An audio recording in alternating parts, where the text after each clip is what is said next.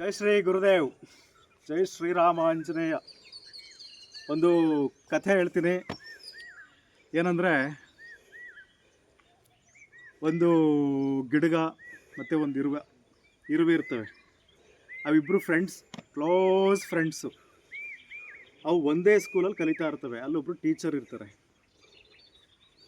ಚೆನ್ನಾಗಿ ಕಲಿತಾ ಇರ್ತಾರೆ, ಒಳ್ಳೆ ನಾಲೆಡ್ಜ್ ಇರುತ್ತೆ. ಅವಾಗ ಟೀಚರ್ ಇವ್ರಿಗೆ ಹೇಳ್ತಾರೆ, ಇಬ್ಬರನ್ನ ಕರೆದುಬಿಟ್ಟು, ನೋಡ್ರಪ್ಪ, ನಿಮ್ಗೊಂದು ಟಾಸ್ಕ್ ಕೊಡ್ತೀನಿ. ಆ ಟಾಸ್ಕನ್ನು ಯಾರು ಚೆನ್ನಾಗಿ ಕಂಪ್ಲೀಟ್ ಮಾಡ್ತಾರೆ, ಯಾರು ಅದನ್ನು ಫಸ್ಟ್ ಅಚೀವ್ ಮಾಡ್ತಾರೆ, ಇದನ್ನೆಲ್ಲ ನಾನು ನೋಡಬೇಕಾಗಿದೆ. ಸೊ ಅದನ್ನು ಮಾಡಿ ಅಂತ ಹೇಳಿದಾಗ ಎರಡೂ ಕೂಡ ಖುಷಿಯಾಗಿ ಒಪ್ಕೋತವೆ, ಗಿಡಗ ಮತ್ತು ಇರುವೆ.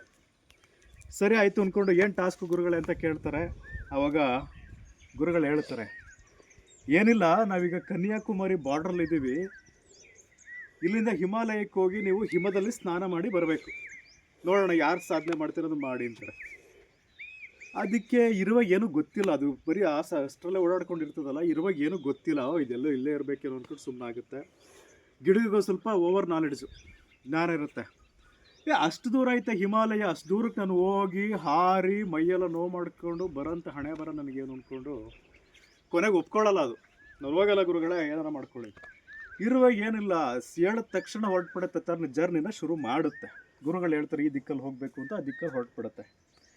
ಸರಿ, ಅವಾಗ ಗಿಡಗ ಹೇಳುತ್ತೆ, ಈ ಗುರುಗಳು ಯಾವ್ದಾರು ಒಳ್ಳೆ ಸಾಧನೆ ಮಾಡೋಂಥ ಐಡಿಯಾ ಕೊಡೋದು ಬಿಟ್ಬಿಟ್ಟು, ಯಾವ್ದಾದ್ರು ಗುರಿ ತೋರ್ಸೋದು ಬಿಟ್ಬಿಟ್ಟು ಯಾವ್ದು ಹೇಳ್ತಾರಲ್ಲ, ನಾವು ಹೆಂಗೆ ಮಾಡೋಕ್ಕಾಗುತ್ತೆ, ಎಷ್ಟು ದೂರ ಹೋಗಿ ಆರಂಥ ಪ್ರಸಂಗ ಏನು ಬಂತು, ಅದರ ಅವಶ್ಯಕತೆ ಇಲ್ಲ.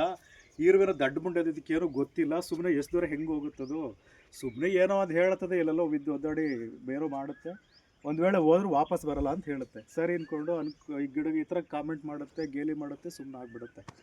ಇರುವೆ ತನ್ನ ಪ್ರಯಾಣ ಶುರು ಮಾಡಿಬಿಡುತ್ತೆ, ಹೊರಟು ಬಿಡುತ್ತೆ.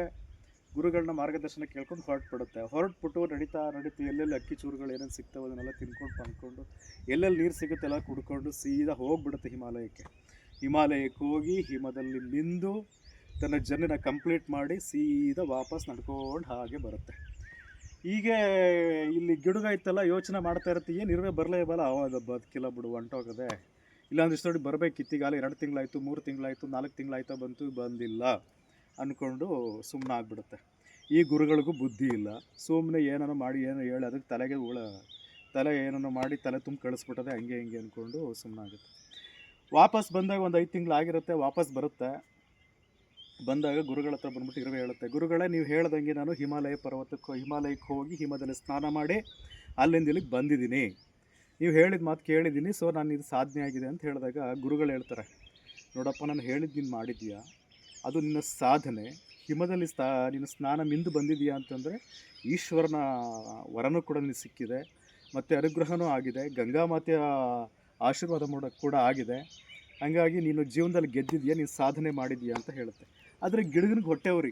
ಆಮೇಲೆ ಹೆಂಗೆ ಅದಕ್ಕೆ ಶುರುವಾಗುತ್ತೆ, ಅಲ್ಲ ನನ್ನ ಕೈಲೇ ಹೋಗೋಕ್ಕಾಗಲ್ಲ, ನಾನು ಹೆಂಗೆ ಹಾರ್ತೀನಿ, ಎಷ್ಟು ಸ್ಪೀಡಲ್ಲಿ ಹೋಗ್ತೀನಿ, ನನ್ನ ಕೈಲೇ ಹಾರೋಕ್ಕಾಗಲಿಲ್ಲ ಅಥವಾ ನಾನು ಹೋಗಲಿಲ್ಲ, ಇದು ಹೆಂಗೆ ಹೋಯ್ತು, ಇದೇನೋ ಸುಳ್ಳು ಹೇಳ್ತಾ ಇದೆ, ಇದು ಮೋಸ, ಹಂಗೆ ಹಿಂಗೆ ಅಂದ್ಕೊಂಡು ಗುರುಗಳನ್ನ ಬೈಯೋಕ್ಕೆ ಶುರು ಮಾಡುತ್ತದು. ಏನು ಗುರುಗಳ, ನೀವು ಇರುವನ್ನ ಹೆಂಗೆ ವಹಿಸ್ಕೊತೀರಾ, ಅದು ಹೋಗಿಲ್ಲ, ಅದು ಸುಳ್ಳು ಹೇಳ್ತದೆ, ಹಂಗೆ ಹಿಂಗೆ ಅಂತ. ಆವಾಗ ಅದನ್ನೆಲ್ಲ ಒಂದು ಕೋತಿ ನೋಡ್ತಾ ಇರ್ತದೆ.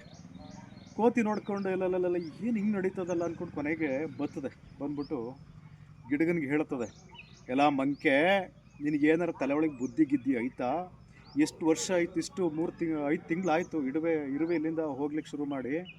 ಇರುವೆ ಹೋಗಿ ಹಿಮಾಲಯಕ್ಕೆ ಹೋಗಿ ಹಿಮದಲ್ಲಿ ಸ್ನಾನ ಮಾಡಿ ಮಿಂದು ಬಂದದೆ, ನಿನ್ನ ಕೈಲಿ ಆಗಲಿಲ್ಲ, ನೀನು ಪ್ರಯತ್ನನೇ ಮಾಡಲಿಲ್ಲ. ನೀನು ಕೂಡ ಅದರ ಜೊತೆ ನೀನು ಹೊರಟಿದ್ರೆ ನೀನು 5 ದಿನದಲ್ಲಿ ವಾಪಸ್ ಬರ್ತಿದ್ದೆ, ಅಷ್ಟು ಶಕ್ತಿ ನಿನ್ನಲ್ಲಿತ್ತು.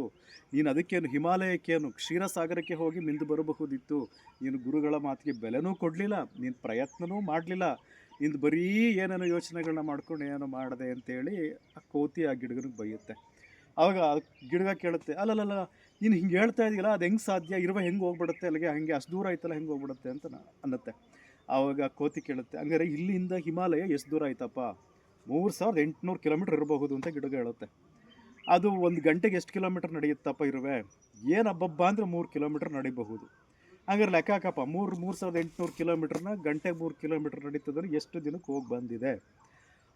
ಹೆಚ್ಚು ಕಮ್ಮಿ ಹಿಂಗೆ ಹೇಳುತ್ತೆ. ಹಿಂಗೆ ತಲೆ ಕೆಡಿಸ್ಕೊಂಡು ಕೂತಿರುತ್ತೆ. ಕೋತಿ ಲೆಕ್ಕ ಹಾಕ್ಬಿಟ್ಟು ಹೇಳುತ್ತೆ, ನೋಡಪ್ಪ, ಕೇಳಿಲಿ, ನೀನು ಸುಮ್ಮನೆ ಅಲ್ಲಿ ಸಿಗ್ತಕ್ಕಂಥ ಸತ್ತವು ಜೀವದವು ಹಾವುಗಳನ್ನ ಗಿಳಿಗಳನ್ನ ತಿನ್ಕೊಂಡು ಹೆಂಗೋ ಎಂಜಾಯ್ ಮಾಡಿಬಿಟ್ಟೆ. ಇರುವೆ ಹಂಗೆ ಮಾಡಲಿಲ್ಲ. ನಿಧಾನವಾಗಿ ತನ್ನ ಕೈಲಿ ಆಗುತ್ತಾ ಇಲ್ವ ಅಂತ ಎಣಿಸ್ತೇನೆ. ಆ ಪ್ರಯತ್ನಗಳನ್ನ ಮಾಡ್ತು, ನಿಧಾನಕ್ಕೆ ನಡ್ಕೊಂಡು ಹೋಯಿತು, ನಿರಂತರವಾಗಿ ನಡೀತು. ಈ 110 ದಿನಗಳಲ್ಲಿ ಹಿಮಾಲಯವನ್ನು ಹೋಗಿ ಅಲ್ಲಿ ಹಿಮದಲ್ಲಿ ಸ್ನಾನ ಮಾಡಿ ಅಲ್ಲಿಂದ ಬಂದಿದೆ. ಅದು ಸಾಧನೆ ಮಾಡಿದೆ. ನಿನ್ನ ಕೈಲಿ ಏನೂ ಆಗಲಿಲ್ಲ, ನೀನು ಆ ನಿಟ್ಟಿನಲ್ಲಿ ಪ್ರಯತ್ನನೇ ಪಡಲಿಲ್ಲ, ನೀನು ಒಬ್ಬ ವೇಸ್ಟ್ ಫೆಲೋ ಅಂತ ಚೆನ್ನಾಗಿ ಬೈತು. ಅವು ಗಿಡಗಂಗೆ ಇರಲಿಲ್ಲ. ಇದು ಹೇಳಿದ್ ಕರೆಕ್ಟ್ ಅಲ್ವಾ? ನಾನು ಪ್ರಯತ್ನ ಪಟ್ಟರೆ ಜಸ್ಟ್ 3 ದಿನದಲ್ಲಿ ಹೋಗಿ ಬಂದ್ಬಿಡ್ಬೋದಿತ್ತು. ನಾನು ಆ ಪ್ರಯತ್ನನೇ ಪಡಲಿಲ್ಲ ಅಂತೇಳಿ ಒಂಥರ ನಾಚಿಕೊಂಡು ತನಗೆ ತಾನೇ ಅವಮಾನ ಪಟ್ಕೊಂಡು ಬೈಕೊಂಡು ಹಾರ್ಕೊಂಡು ಹೋಯ್ತು. ಧನ್ಯವಾದಗಳು.